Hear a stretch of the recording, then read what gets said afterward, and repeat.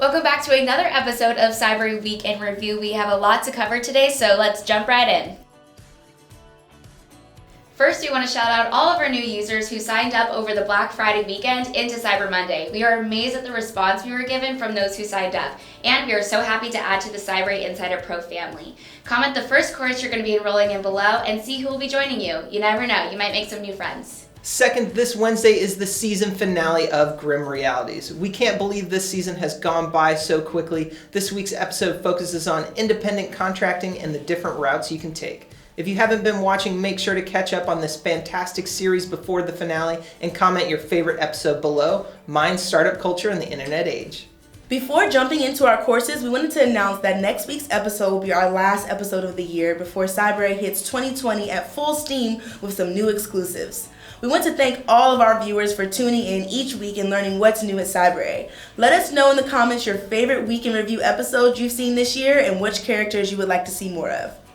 I'm Shelby. I'm Thor. I'm Danyelle, and today is December 9th. Let's get started.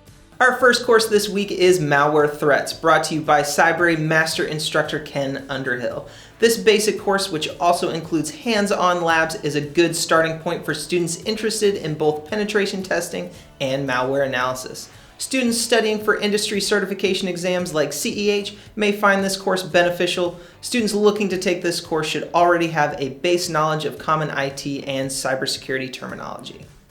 Our next course is AWS Infrastructure Security, brought to you by Nicolas. This short intermediate level course will introduce you to the many options that AWS provides to add security to your network and systems. Before taking this course, students should have already taken and passed the AWS Certified Cloud Practitioner exam, as this course will jump right into the AWS tools. Our final course this week is Mastering Identity Access Management in AWS, brought to you by Nicolas.